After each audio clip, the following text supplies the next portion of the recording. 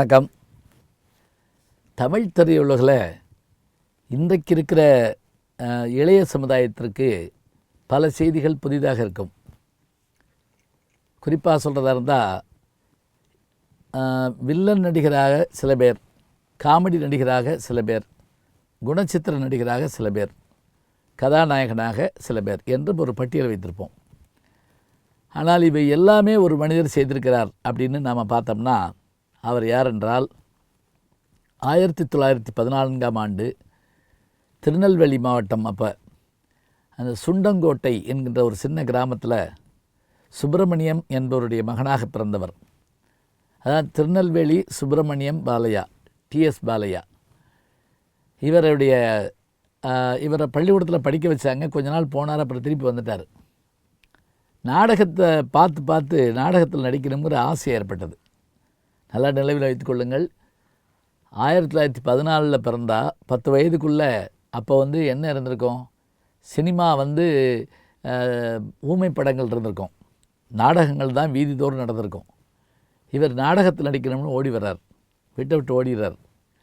இங்கே மானாமதுரையில் மதுரைக்கு பக்கத்தில் மானாமதுரைன்னு ஒரு ஊரில் வானவன் மாமதுரை, அந்த ஊரோட பேர், அது மானாமதுரைன்னு வந்துருச்சு.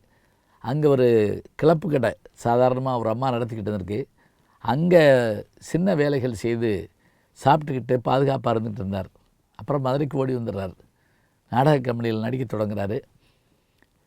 கொஞ்சம் கொஞ்சமாக அவருடைய அந்த வளர்ச்சி, நாடக அனுபவம், சொந்த குரலில் பாடுகிற நல்ல தன்மை, உருவத் தோற்றம், இவையெல்லாம் இவரை ஒரு பெரிய நடிகராக மாற்றி காட்டுது.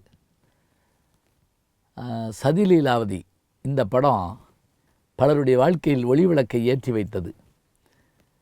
உதாரணமாக புரட்சித் தலைவர் எம்ஜிஆர் அவர்கள், தமிழகத்தினுடைய முதல்வராக இருந்த புரட்சித் தலைவர் எம்ஜிஆர் அவர்கள் திரையில் தோன்றிய முதல் படம் சதிலீலாவதி. இந்த படத்தில் அறிமுகமாகிறார் நம்முடைய டிஎஸ் பாலையா அவர்கள். அவர் ஏற்கனவே பதிபக்தி என்ற நாடகத்தில் நடித்து வந்த கதை தான் இது. பதிபக்தியும் சதிலீலாவதியும் ஏறத்தாழ ஒரே மாதிரியான கதை ஆதலால் இது படமான போது அதே கேரக்டரை கொடுக்குறாங்க. ஏஎன் மருதாசலம் செட்டியார் என்கின்ற கோவைக்காரர் தான் இவரை வச்சு படம் எடுக்க ஆரம்பிக்கிறார். பிறகு கதாநாயகனாக நடித்திருக்கிறார், வில்லனாக நடித்திருக்கிறார், இரு சகோதரர்கள் ஒரு படத்தில் நடிச்சிருக்கிறாரு, சித்ராங்கிற படத்தில் கதாநாயகன் நடிச்சிருக்கிறாரு, கதாநாயகனுடைய நண்பனாக நடிச்சிருக்கிறார். நிறைய படங்களில் வில்லனாக வர்றார். பேரறிஞர் அண்ணா அவர்கள் கதை எழுதி மிகப்பெரிய வெற்றியை கண்ட படம் ஓரிரவு. அந்த ஓரிரவில் பிரதான வில்லன் பாலையா. இன்றைக்கு நீங்கள் அந்த படத்தில் எடுத்து பாருங்கள், பாலையாவுடைய நடிப்புக்கு ஈடாக சொல்ல முடியாது, யாருடைய நடிப்பையும் சொல்ல முடியாது. எல்லிசார் டங்கன் என்ற அமெரிக்க இயக்குனர் தான் தமிழ் திரையுலகில் புதிய முயற்சிகளை கொண்டு வந்தவர். க்ளோஸ்அப், லாங் ஷாட்லாம் அவருடைய படத்தில் தான் வரும்பாங்க. புகழ்பெற்ற அம்பிகாபதி தியாகராஜ பாகவதர் வச்சு இயக்கிய படம், அதில் பாலையா நடிச்சிருக்கிறார். சதிலீலாவதி எல்லிசார் டங்கன் அதில் நடிச்சிருக்கிறார். பல படங்கள், ராஜகுமாரின்னு ஒரு படம் எம்ஜிஆருடைய படம், அதுலேயும் நடிச்சிருக்கிறார். எம்ஜிஆருக்கு இணையாக இந்த 2 கதாநாயகர்களாகவும் நடிச்சிருக்கிறாரு. அதில் ஒருத்தர் இவர். பின்னர் கலைஞருடைய வசனங்களை பேசுகிற போது புதுமைப்பித்தன் என்ற ஒரு படம் எம்ஜிஆருக்கு மிகப்பெரிய வெற்றியை கொடுத்த டிஆர் ரமன் நடித்த படம், அதுலேயும் வில்லனாக வருவார்.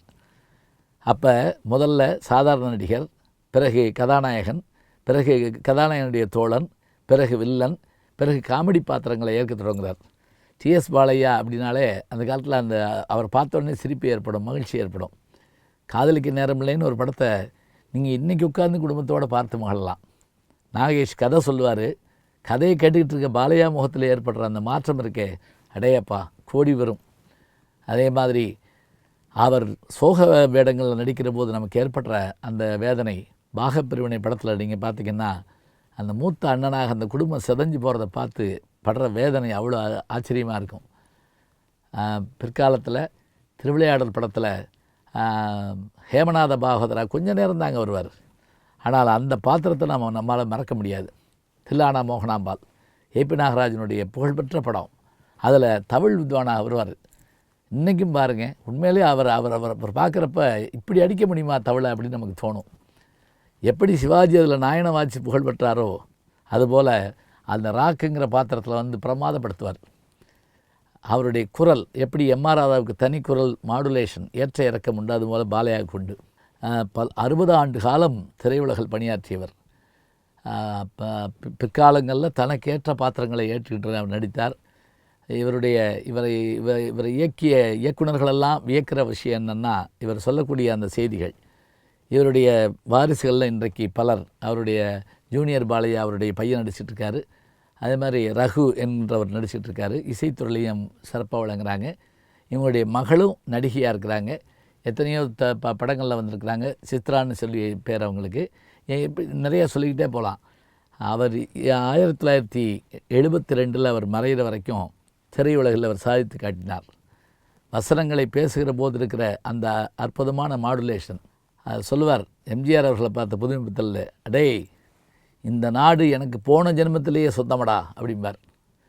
அதே போல் திருவிளையாடலில் பாடி முடித்த உடனே பரிசு கொடுப்பார் பாண்டிய மன்னன். வரகுணா, இந்த சாதாரண பரிசுக்காக நான் இந்த பாடலை பாடினேன் என்று நினைக்கிறாயா? பின் ஏன் பாடினேன் என்று கேட்கிறாயா?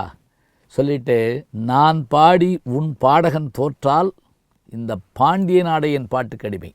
பிறகு ஒரு பயல் வாயை திறந்து பாடக்கூடாது அப்படிம்பார். ஒரு ஆணவத்தினுடைய திருவுருவம் போல தோணுவார். இப்படிப்பட்ட மேதைகள். இவரை ஹாலிவுட்டில் கூப்பிட்டாங்கன்னே ஒரு செய்தி உண்டு. அப்போ நடிக்க வாங்க, அங்கே போயிடலாம் அப்படின்னு கூப்பிட்டாங்களாம். அப்படியான பியு சின்னப்பா, தியாகராஜ பௌதர், எம்ஜிஆர், சிவாஜி, முத்துராமன், ஜெயசங்கர் என்று ஒரு 5 தலைமுறை நடிகராக அவர் இருந்தார். அப்படின்னா அது அவருடைய ஆற்றலுக்கு கிடைத்த வெற்றின்னே சொல்லுவோம். அவர் மறையாமல் இருந்திருந்தால் இன்னும் தன்னுடைய கடைசி காலம் வரைக்கும் நடித்து கொண்டே இருப்பார். அத்தகைய பெருமை மிகுந்த நல்ல தமிழ் நடிகர் டிஎஸ் பாலையா அவர்கள். இப்போ இருக்கிற வசதியை வச்சுக்கிட்டு நான் சொல்லி முடிச்சோன்னே நீங்கள் ஏதாவது ஒரு இதை எடுத்து பாருங்கள். அவருடைய ஒரு காட்சியை நீங்கள் பார்த்தீங்கன்னா கண்டுபிடிச்சி போடலாம். பாலையாவுடைய புகழ் என்றைக்கும் நிலைத்திருக்கும் தமிழ் திரையுலகில்.